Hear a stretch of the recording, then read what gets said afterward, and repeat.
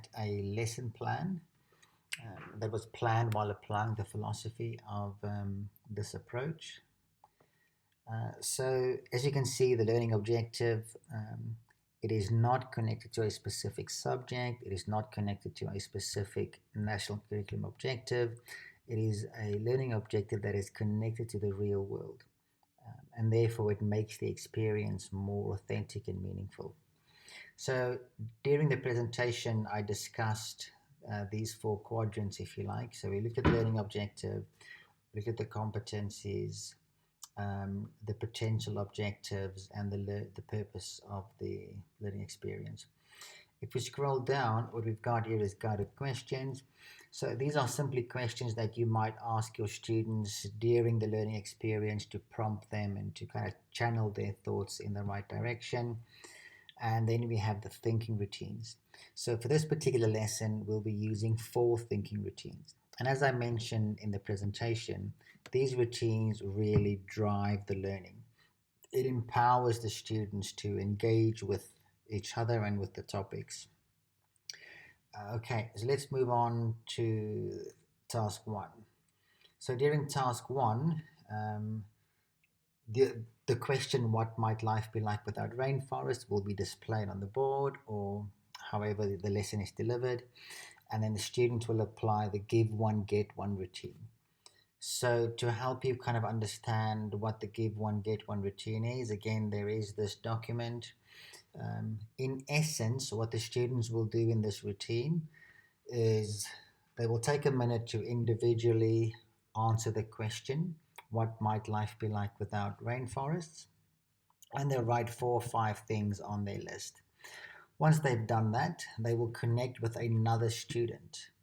And again, we'll have to be creative with what this looks like during COVID. But during this process, the student A and student B. So student A reads their list while student B listens. Once student A has finished reading their list, student B must then give them another fact to add to their list. But they've got to go one step further. This is not just about saying, oh, I think you should add this to your list. Is no, convince me. Why do you think I should add that to my list? It's just to elicit the conversation and the critical thinking and just get the students to really engage with the topic. And then they swap places. And then it's student B's turn. Student B goes through their list, and then student A gives them one to go onto their list. And that process then repeats where they connect with a different student. Okay,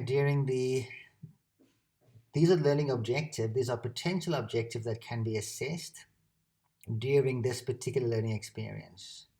So again, there's 3 objectives there that you can either teach or find evidence for during task 1. During task 2, they'll be watching a video and they'll be applying the leaderless discussion routine. Once again, the leaderless discussion routine is here.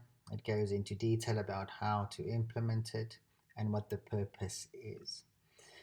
Potential objectives, again, a whole list of potential objectives that can either be taught, assessed, or evidence can be found for.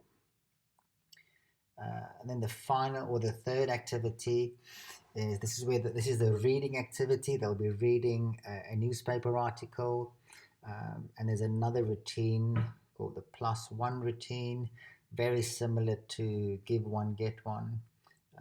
But again, it's designed to help the students to engage with each other and engage with the ideas. And the whole range. These are all the reading objectives, and I think there's one social science objective too. Okay, and then finally, the evidence of learning is they'll be completing a color symbol image routine. So for this, they will have to think about what color represents, the connections they've made. So when they think about life without rainforest, what color do you think of? When you think about life without rainforest, what is the symbol that comes to mind? When you think about life without rainforest, what is the image that comes to mind? And then they create the color symbol and image. The most important part of this process, I think, is the curation. How do you justify your decisions? Why did you say that red? Uh, why did you choose red as the color? Why did you choose the dead tree as a symbol? So it's the students really justifying, their decisions. And if it's via Seesaw, then they make a voice recording where they kind of just, verbally explain why they chose those different color symbols and images.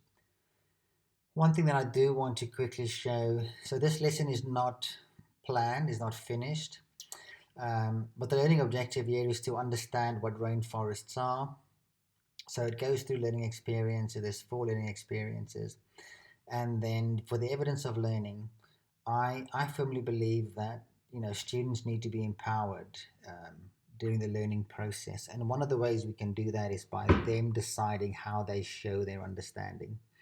So for this particular lesson, they can choose one of these 3 options. So they can either create an information poster, they can write an information report, or they can make a presentation. So as a team, this is where team planning, I guess, comes in. So, a group of teachers will create a learning experience on how to create an information poster. What are the English objectives, if you like, connected to making an information poster. And another team might create a learning experience to support the kids with an information report, and another team on making a presentation.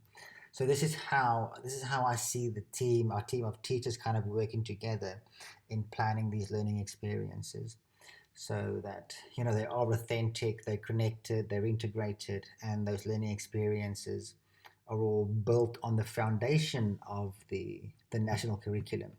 But the learning experience is driven by helping our students to connect with the real world. Okay, that's the end of like my presentation in terms of what does this look like in a plan. If you have any questions, concerns, or ideas, please feel free to message me and get in touch so that we can kind of start that dialogue in developing that shared understanding that is so important when we start to integrate, or when we start to implement this philosophy in the way our students learn. Thank you, everyone.